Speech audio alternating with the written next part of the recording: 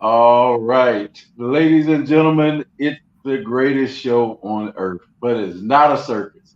Welcome to WECU 107.5, 1570 AM on your radio dial. This is awesome radio, ladies and gentlemen. Once again, this is awesome radio. You can continue to watch the show if you're watching it on Facebook. Thank you. Awesome Radio Facebook is available. If you're listening on the radio, you can find our shows. You can also search them online. You can search the shows online and find all of your favorite shows that we have done, some recent and some in the past.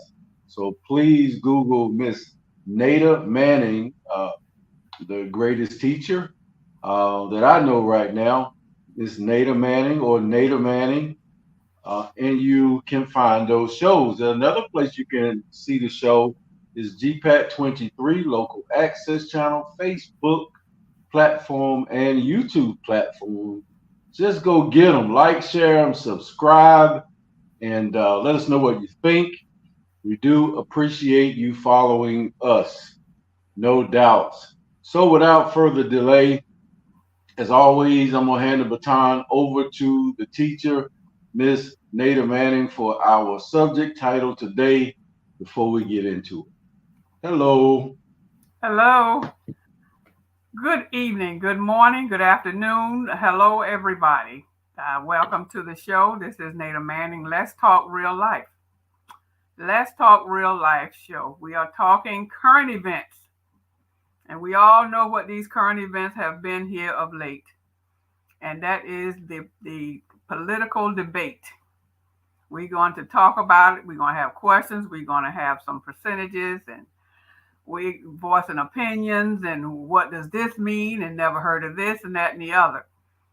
So we want to have you to tune in as we talk about the debate of 2024 between the previous president and the current president-elect, or well, not the elect yet, but anyway, Kamala Harris and Donald Trump. We want to share, we want to discuss, we want to beg to differ on different points because we all have different opinions about what's been going on and how we've been feeling about it. And hopefully, Coach and I will be able to shed some light on a lot of things. I know he has shared some things with me already that I didn't know, different terms of today because I'm old school. So, elections are elections, and this one coming up for 2024 is something special. We all can agree on that. So, having said that, I am going to, I don't know, I don't know, I guess I'll just let Coach, well, I'll put it this way. I have documented a couple of comments, but my documents might be a few days outdated because it's been going rapidly. So much stuff going on every single day, and I have not been watching it every single moment. So I'm probably missing some things. My things, what I have jotted down during the debate as I watched it in its entirety last week, did not miss a beat. It was not my intention to watch it, but it got my attention after about 5 minutes. I said, okay, I'm going to look at this for about 5 or 6 minutes and I'm going to turn to something else. Well, that didn't happen because it kept my attention. I didn't get sleepy. I didn't yawn. I didn't take a break. I did not take my eyes off because it was just that interesting. A couple of things I wrote down was what Trump claims he did a great job at debate. Some Republicans aren't buying it. This was last week. We're talking now going into a few days later. Vice President Harris is ready for a second debate. Trump at that time was not sure he wanted it. But again, I'm a little bit few days off now because I understand now. I'm gonna let Coach get into that part. But I want to comment on my first note about him thinking that he did such a great job. I beg to differ. This is my opinion. Nada Manning, the host of the show, I'm saying I don't think he did a great job.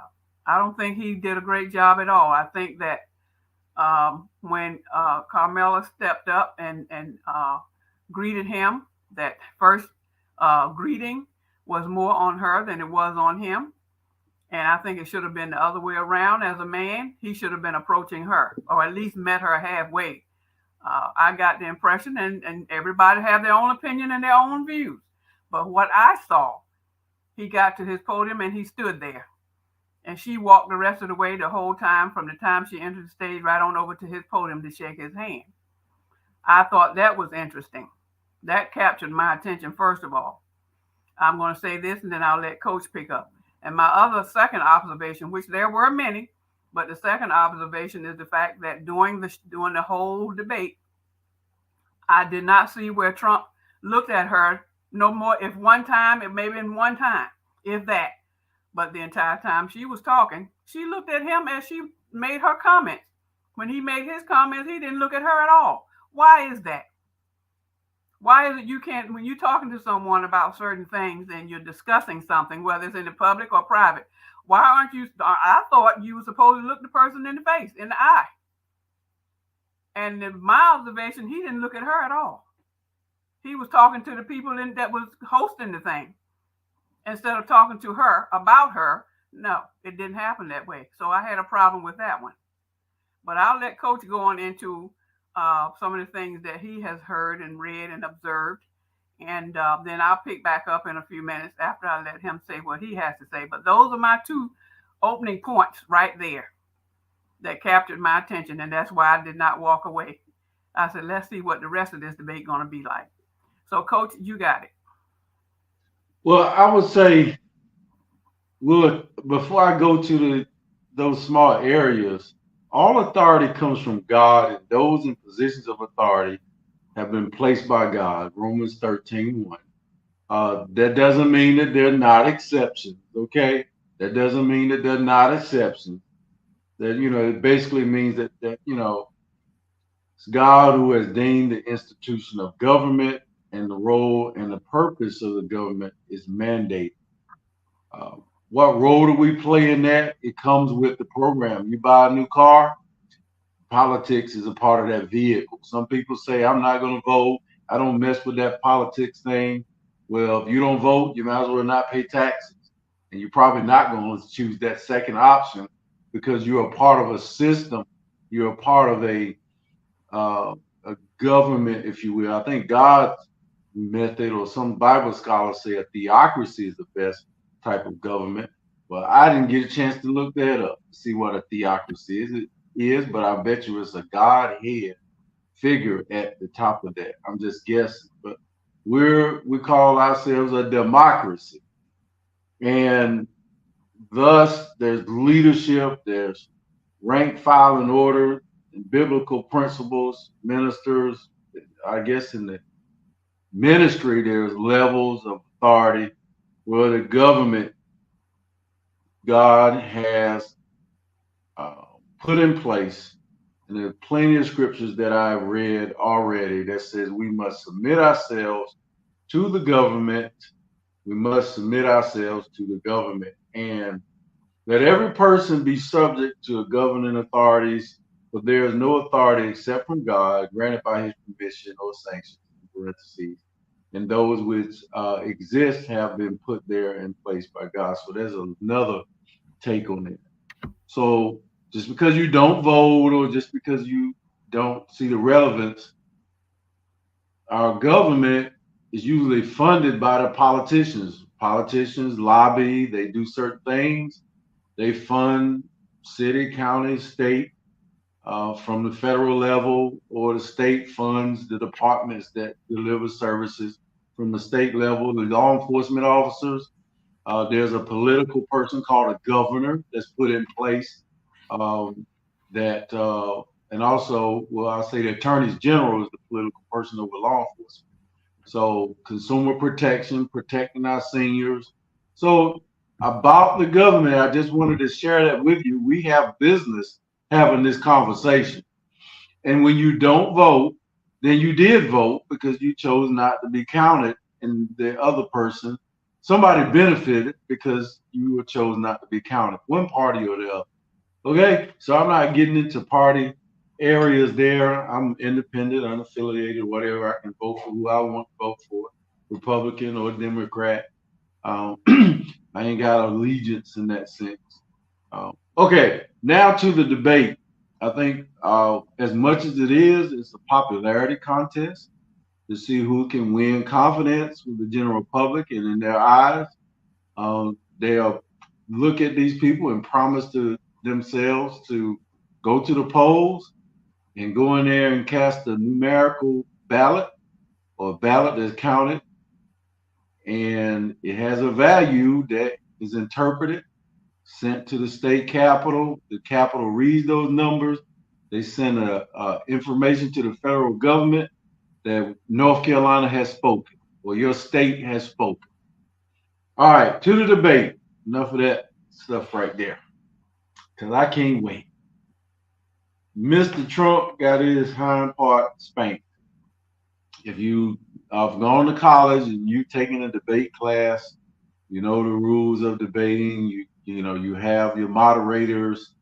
There's certain things, what you call things you can do and things you can't do. So they set boundaries for you. And in those areas, and for all the reasons that you probably don't know about, just take my word. He lost the debate, which is a heated competition, a discussion on who has done their research. It'll demonstrate when you spit out facts during the debate. It'll show your persuasiveness and your credibility on standing on what you believe in. So if you've done research, you can use the appropriate language to convey it to the audience, your command of the subject physically, mentally. So that's where you score points in a debate. And so I'm gonna let Mr. Trump, the former president, say he won because he felt like he controlled his faculties. He felt like he controlled his facts. When during his rebuttals, he felt confident that he answered questions and defended his ideology, the way he thinks. He felt like a winner. Well, it was a winner chicken dinner, fried, dyed, laid to the side, just like it had. Miss Harris, she roasted him. She waited in confidence with that pride, that dripping pride and confidence that she has, probably trying to show the world that if you mess with me, you better know you're messing with a prosecutor. You better know that I command the English language. And the last thing I'll say about the winner of the debate and the one who lost is that he was up against a woman that I've worked for prosecutors and attorneys and stuff because I was a private investigator. These guys spend all night, sometime, all day, 3 days in a row trying to get their platform together. She might have spent 2 days just thinking about one sentence that she's going to put out there that has never been heard before. So when she said, "Your people leave your rallies tired and blah blah blah," well, she picked that out just to segue into his emotions to get him to talk about crowd size. And she was successful because during the debate, you got to control your emotions. And she got him. He was doing all this thing that he didn't do. I don't think he did a lot of accordion with his hands. I don't recall seeing that because I didn't watch the whole debate, but I probably watched about 60% of it because that's all I could stand without my stomach hurting. But in that respect, technically, every college professor and teacher of English language and debates and public speaking know that was a disaster, and he should not have been debating her anyway. Now I'm going to take his side for about 10 seconds. He should not have been debating her anyway, knowing she's a first class linguistic lawyer. Okay, who's going to beat a lawyer talking? Who's going to do that? I don't know that's not a lawyer. Okay, I'm going to kick it back to you. Politics is one of those things. They crawl everywhere, but we got to have fix. Yes, I agree with everything you said. Um, Back to the point of her being an attorney, she had a lot of, Yeah. huh? Yes. She has not had, but has a lot. She has a lot of political. I won't say political. Well, political since she's been vice president, yeah. But also when she was what governor or something of California, state's She was attorney or in. something. Yeah, she So was. she has all of that under her belt, and from what I'm hearing, she just had a lot going for her as far as her accomplishment go, and her way in the courtroom.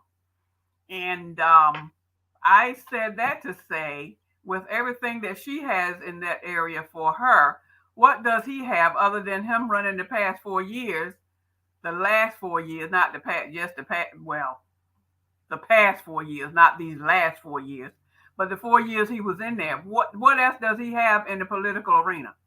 Where was he a mayor or anything or any type of political anything prior to him becoming the president, which he claimed he won that too, which I beg to differ. He got in there, but it wasn't. To me, it was only by default. If that's what you want to use. But anyway, that was then. Um, Donald Trump was an influencer. He was an influencer, and a lot of times he supported both parties. He would fund and give money, make donations to both sides. He was an influencer, a property owner, and he just had a lot of ways about him. And last thing I say and let you finish. I was debating with a very, very good friend of mine, and I thought I had lost him. But when he first came out, I'm like, Donald Trump is not going to translate and be a good politician just because he can do business. Those guys got their own arena. Those political people have their own language, and I just didn't feel like they were going to let him in there and take over. As with Donald Trump, anything he can't dominate and take over, he tries to own it and manipulate. normalize his tricks, but he couldn't do it. If he can't dominate, he manipulate. Yes. Oh, that's a T-shirt right there for him. Right. If he can't dominate, manipulate it, and he's Right. always been able to do that. Now, politicians are good at that too. Yes. That's their game to persuade and manipulate people. Well, they Yes. still got their own.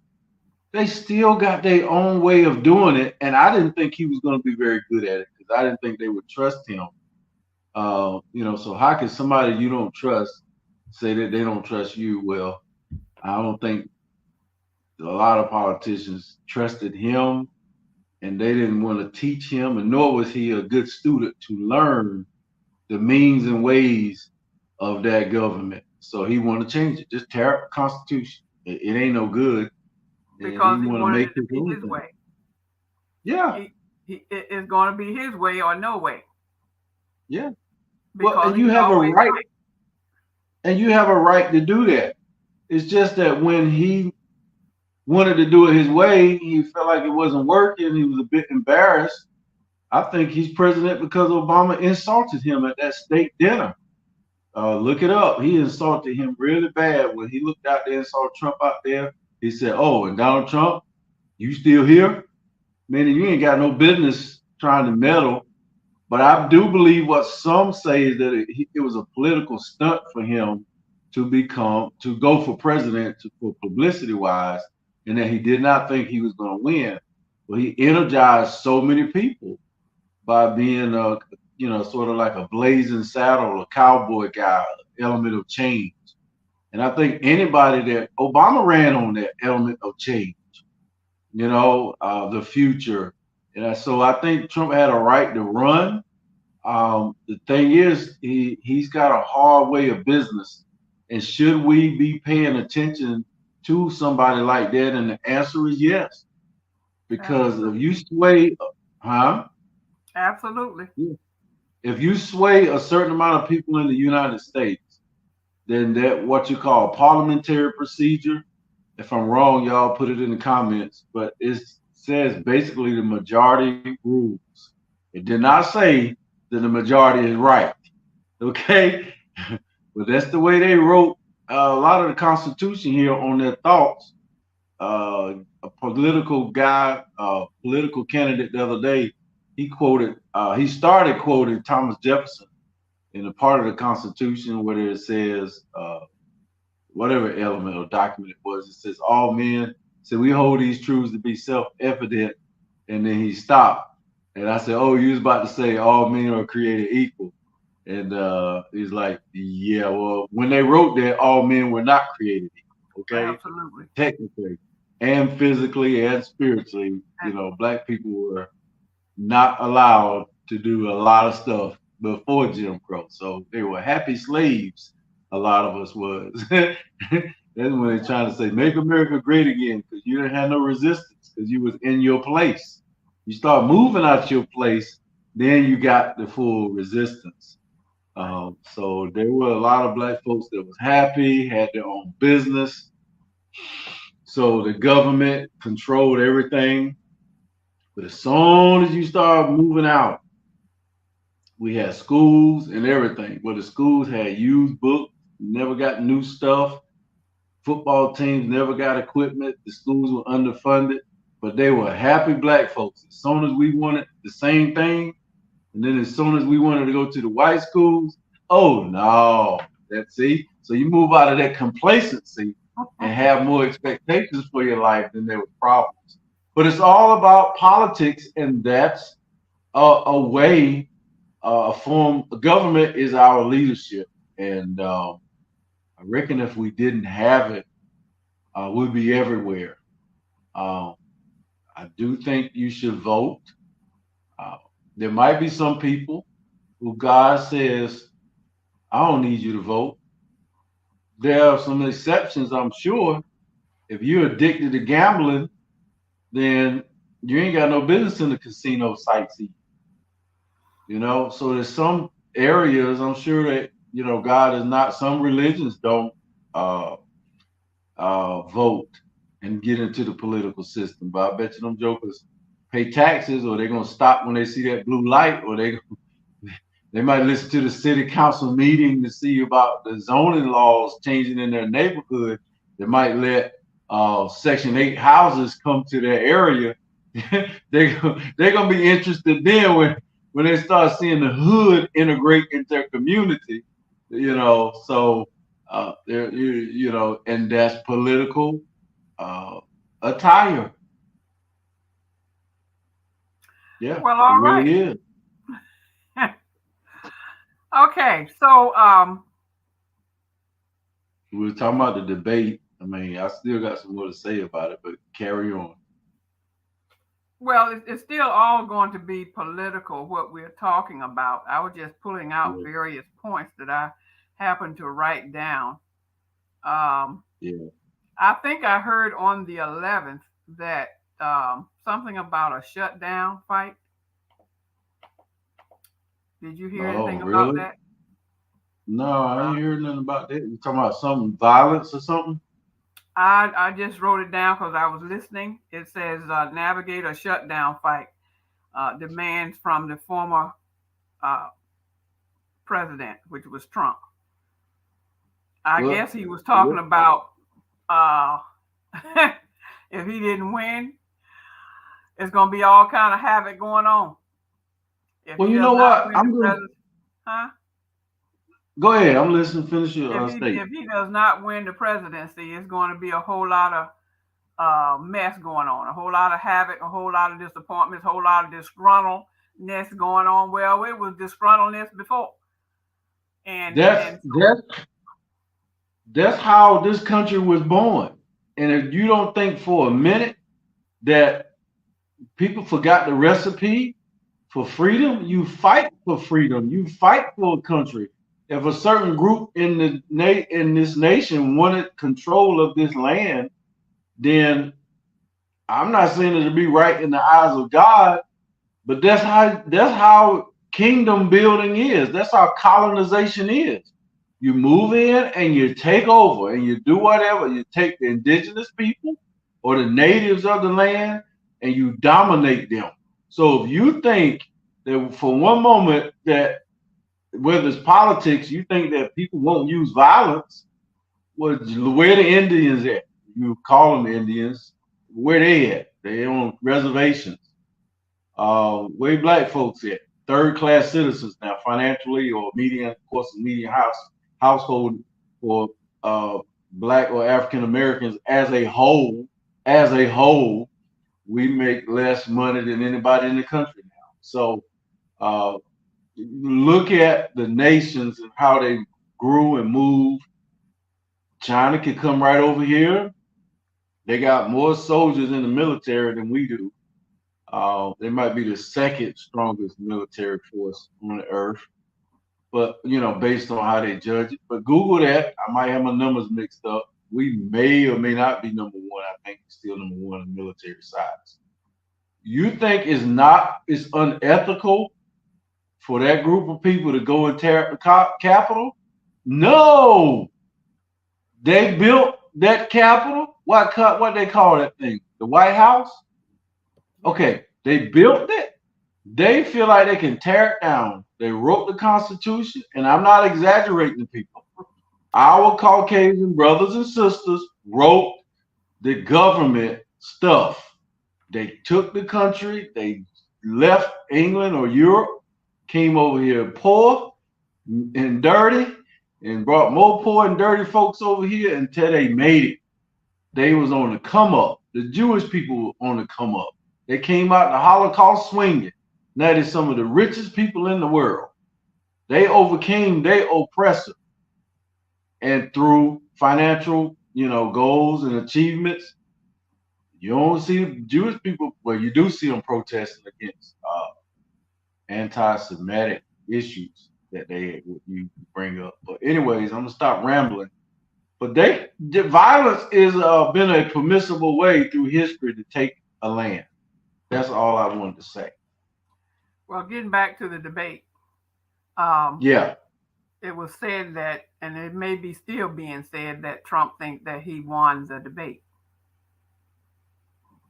Well, I think I'm a genius. Well, yeah, we all can think what we want to think, but the fact is, the facts say and the numbers say that he did not win that debate, and it was clear. And anybody that's looking at it for any length of time could see that he was not winning. That cat ain't never went to college to the debate class. He don't know the principles of debating. Right. He's probably the last one that needs to say whether he won or not. Right. Well, because he's who he is, he's saying, I don't care what y'all say, I won. I won. I love the confidence. I love the confidence. Yeah, it's nice to be confident. But I think being confident has a line that you're supposed to draw. There's only so far you can go with confidence when you within yourself. Does he really know that he really lost, or is he really just trying to blow it off, thinking that he won, when all the facts are showing that you did not win, sir? You did not win. When you go for something, I don't know what it is today. I haven't been looking at it the past couple of days to see what's going on like that. But when you go ahead, when you go for something, you go for it. You're not accepting defeat, and it's okay for him not to accept defeat. I think Kamala was arrogant. I know she didn't act that way in the courtroom while somebody present the case. She didn't sit there and smile and giggle. She just trying to let people know that this guy is worth laughing at. And when he got up there talking about they're eating the dogs and the cats, when he got up there talking like that, his people told him, don't say nothing about crowd size. Don't say nothing about them dogs and them cats in that room. But he had to do it. And I would have laughed at him too. So what do you think was he really referring to when he was talking about dogs and cats? Well, I know he referring to, I thought he was talking about the Latino population, but that's because I'm in North Carolina and I see an influx of Latinos, but he was referring to the Haitians that's moving up north and coming into that area. So anytime, now this is where he uses color on a subliminal level, the dog whistle, and what's coming out of him naturally. You grew up in a certain era and time, quite naturally, you're going to see a lot of color. So now you got two era generations debating against each other. You got him from the doggone silent generation. I know he's not a baby boomer, I don't think. You got him from the silent generation, and then you got her from the generation X, I believe. Yes. So you got two different schools of thought and people brought up under two totally different circumstances. That don't have nothing to do with dogs and cats. I want to know, what does this political debate have to do with called dogs and cats? How in the world Okay. did animals come into play? What in the Now world was that all about? you know It why was he to me, said dogs and cats? it was totally out of, I won't say it wasn't out of character for him because that's the way he do things, but it did not have any place, in my opinion. And that Yeah. comment, among many other comments, did not have any place in this debate. We're talking about the country here. We're talking about people and how they're going to survive. What that got to do with a dog and a cat? We're talking about a popularity contest hoot as well and publicity. And so when he said they're eating the dogs and the cats, he knew he was losing. Now I'm talking like my hands like him. He knew he was losing, and so he had to get the attention on him. And the best way to get the attention nowadays is to say something weird, to do something off the cuff. And so he knew exactly what he was looking at when he said dogs and cats. He knew he was going. I'm gonna close. He knew he was going to be in the news for saying that, and that was going to lift his ratings and his searches. And there's so many memes and things been done with dogs and cats. It was not a relevant statement, but it wasn't irrelevant either because he knew when he said it, the internet gonna go crazy. Y'all hear Donald Trump say something about some dogs and cats? It might get us a bump because we sitting here talking about it. Y'all need to turn on the debate. He just talking all crazy, and people turn on the debate. So that's how you get it. So that's, you're talking about views. We're talking about getting the number of viewers looking at him acting the way he was acting. I'm talking about And running that the country. I'm talking about and facts. now he still got people now validating. I saw an article where it said the vice president running mate for Trump is validating Trump's argument on talking about dogs and cats. So they got together and said, "Oh, they think we stupid. Well, we gonna keep on talking about it because it means something." And they're talking about immigration. So the dogs and cats thing is keeping immigration subject in the news, which is one of Donald Trump's best positions to say that the Democrats cannot control the border. So now to keep dogs and cats up there is keeping the immigration thing conversation going, and thus making fun of it is still keeping it going. So that's what I think he had in mind. The other thing I think he had in mind is he just, I'm not gonna call names. I'm not calling names. I'm not calling names, and that's all I say. He just think that way, and we Okay. talking about it because he talked about it. So that's power. But that's not getting him any points and any kudos from this voter right here.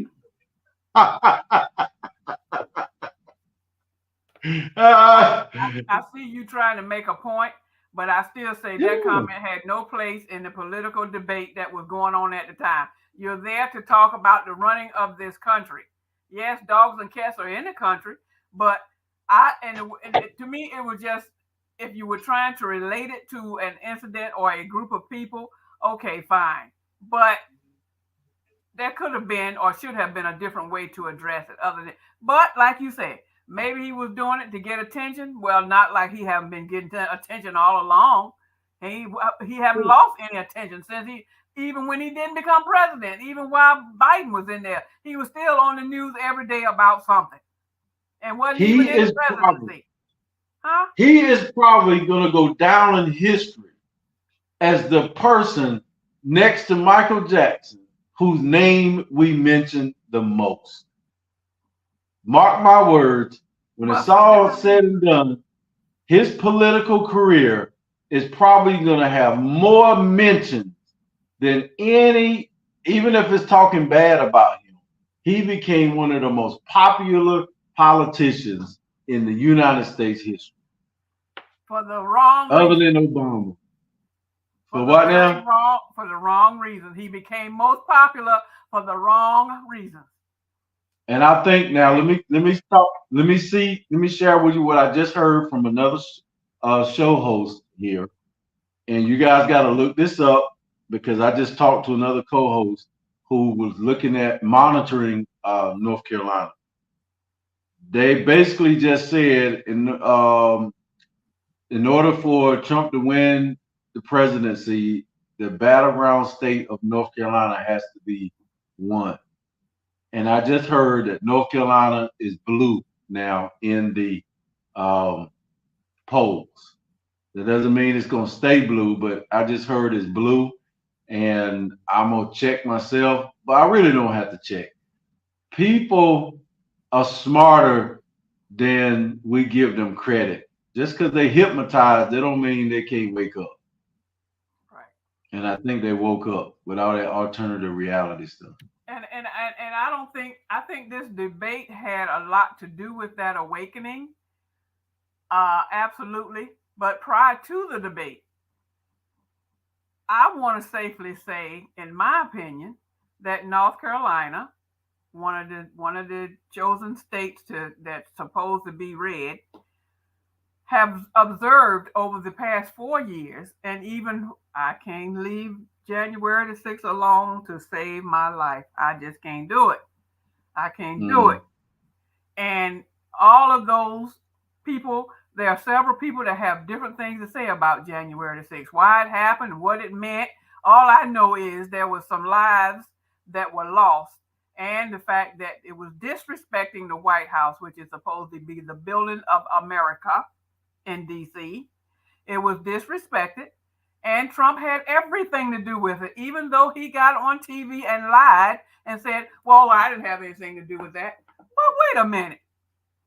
And then it comes back because the question was asked of him. What do you have to say about January the 6th, Trump? What do you have to say about that?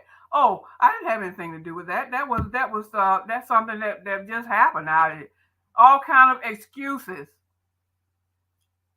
And Carmela got on stage saying that he's going to give you all a bunch of lies. And well, that's just see, what happened. stuff So like how can that. you go ahead? Go ahead. How just what I just read the scripture said God puts people in authority. Now, if he put his own self in authority, and let's talk about leadership. If he put his own self in the White House, I'm not gonna blame it on God that he put himself that God put him in there. But God could have had. I'm not a theologian or theological minister or nothing. But God allows certain things to happen, and every bad thing in our life is some type of professor, some type of teacher, and we can learn from those things. So, with all of this stuff we got going on in America, we might have welcomed and opened the door for the. And I don't like to blame everything on Satan either, because I don't know him. I ain't trying to be his friend. I ain't trying to talk to him. If it's even a dude, it's just a spirit, I reckon. A demon. How about that? But things like that happen, and he became the president. He lost. He had a right to lie and say that he was still president. Um, He had that's the the right. way the system is. He Yeah, had the he right. felt like, yep, he had a right to say, I won. And you can go stand out there on the corner and hold a sign right now because you got America freedom of speech. Your First Amendment rights, I believe, first or second. I'm not looking at references here, y'all, but you have freedom of speech, I'm and not knocking some, that. I'm not and saying that so we he, don't have freedom of speech. yeah, And doing and so that he can say speaking, that. yes, huh? I say he can say that, but now when it comes to persuading people to commit acts, that is conspiracy, and that type of influence. turns into crimes. Like when they were going around uh, trying to uh, steal the election, or they call it stop the steal, when they were going around saying the voting machines were wrong. Well, let's just take that in case in point. They said the voting machines were rigged. The voting company, man, they just won millions of dollars off of Rudy Giuliani and Trump them saying there was something wrong with them voting machines. And won't nothing wrong with them voting machines. And they probably got the same machines coming up. They probably didn't increase the security of those voting machines. There won't nothing wrong with them to start with, but they took and went tried to snatch the back off and get in there to demonstrate that there was some, right in front of the cameras. So they use that violent behavior, and they don't. Now I heard Project 2025 director resign.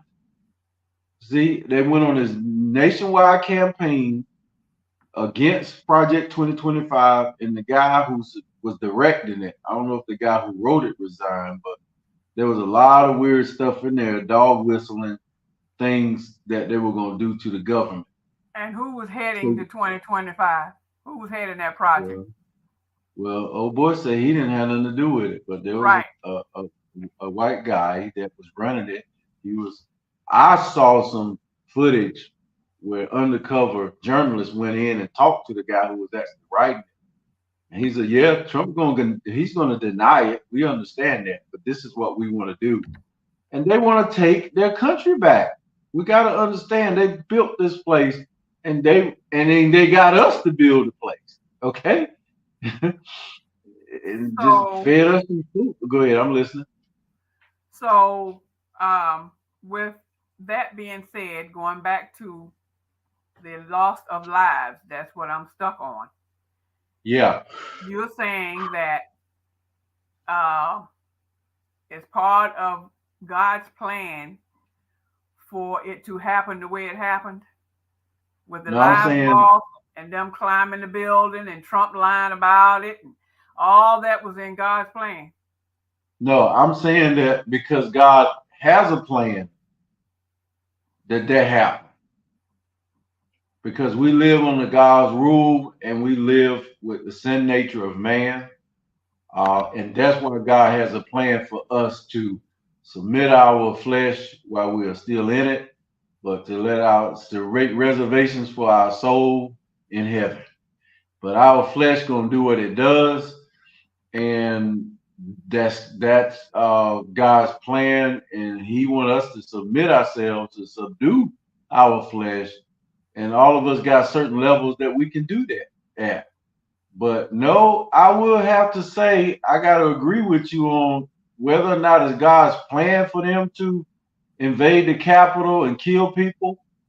I would say because we're living under God's plan that those things happen, and it's not right.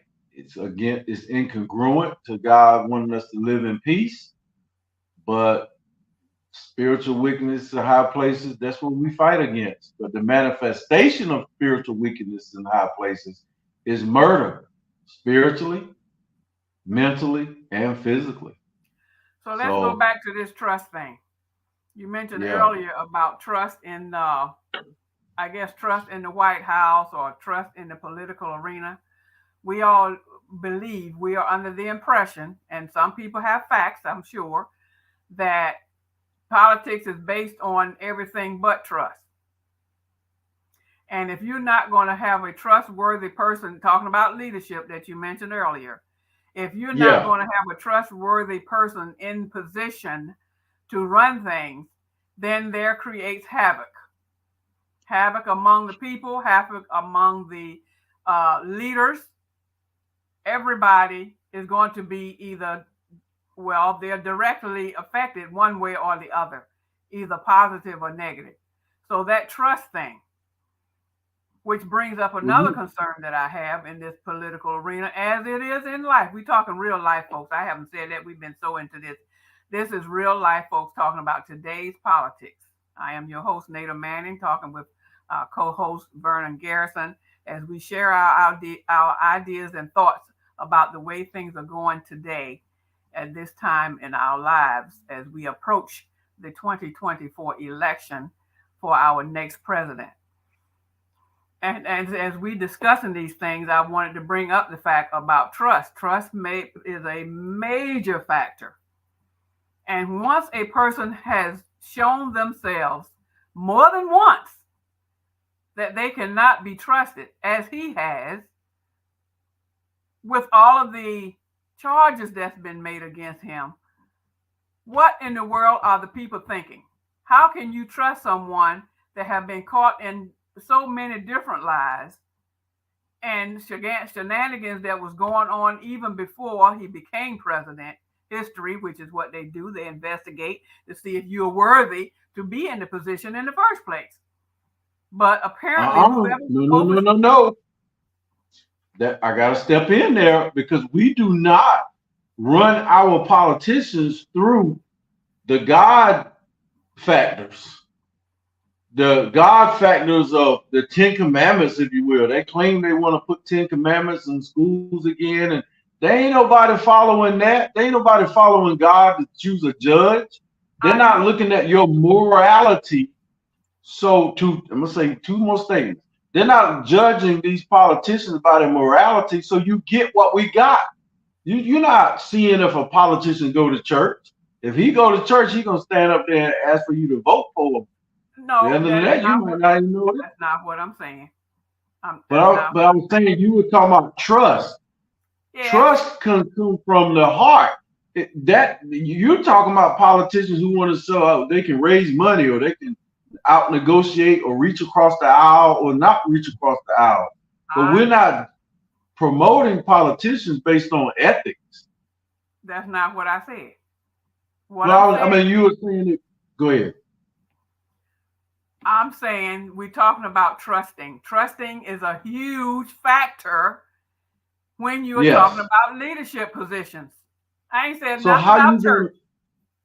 How you going to, what I'm saying, how you going to judge a leader a politician by whether you trust him or not, when you didn't ask him to fill out the application to look at his resume to see if he was trustworthy? You don't trust politicians, and we're not requiring that. So I think we're out of line with God. God is saying, well, you don't require them to be trustworthy. You just want them to be a good debater, or look better, or black. Do we not want them to do the right thing, though? I mean, do right by the people, for the people? Well, who's asking them to do that? What? Who's asking them to be trustworthy? Who's asking them to do the right thing? Isn't that part? Look, wait a minute. Isn't that part of the Constitution is for the people? It is. It's for the people, but you didn't say you got to be honest. Okay, we all know I don't see anybody holding that standard up. We know. I don't see him holding that standard up. That's how Trump won. That man lied 33 times during the debate. And you thinking, and I'm like, he's still in the race.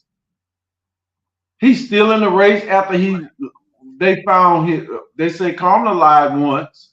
They said, and then they got mad because people fact checked Trump during the debate. You should fact check him because he shifts, moves, switch, duck, and dodge, and that's his modus operandi.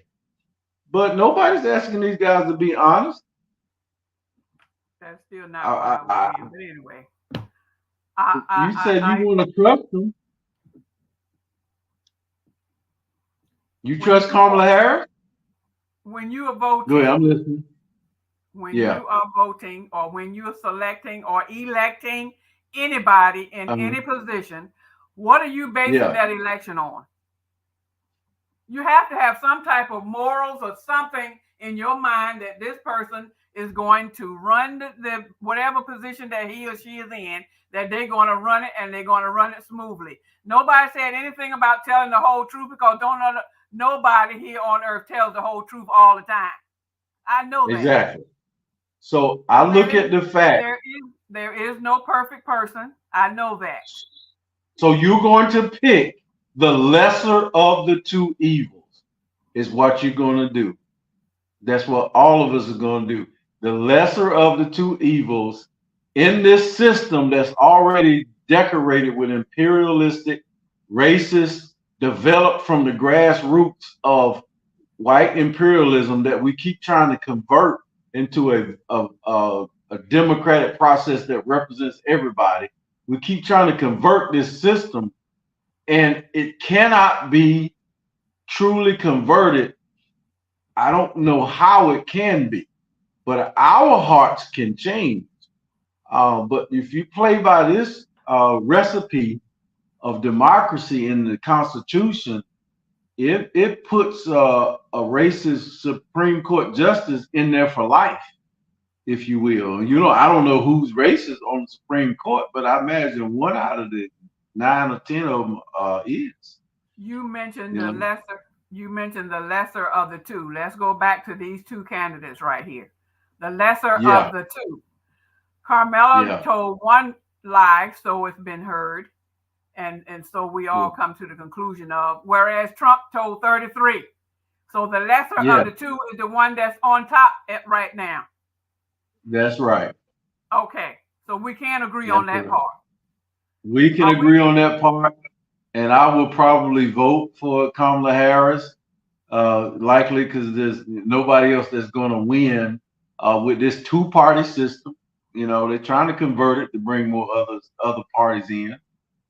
With this two-party system that's most popular, if I vote, I would probably vote for the lesser of two evils. Some people liken that unto, I like our, no, I ain't gonna say that. I ain't gonna say it. But yeah, lesser of the two evils, that type of thing. I don't know her. She put a lot of black people in jail when she was prosecuting under marijuana, and then they had to go Okay. back and let a lot of Again. them people out because marijuana is Okay. legalized. Yeah, Again, you are not going to find a perfect candidate. That's the bottom line there. There is no one that's uh-oh. perfect. So you're going to find some flaws in everybody. That's But the right. point is, these number of flaws that's been under this man, I don't think that he should even be in the running in the first place.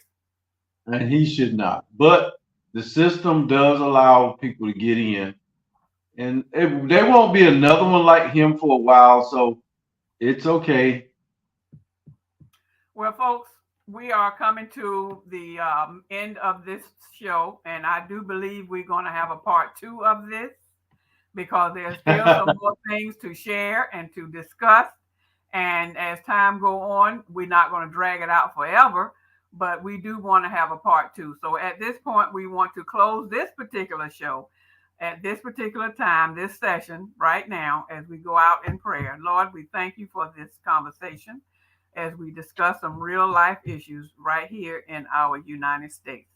Lord, you know all about every one of them, every one of us actually, that you will be with us as we walk through this thing with our eyes and minds open, our hearts in the right place. Lord, you know all about that too. Nobody's saying everybody's perfect, Lord, because it's only you that is.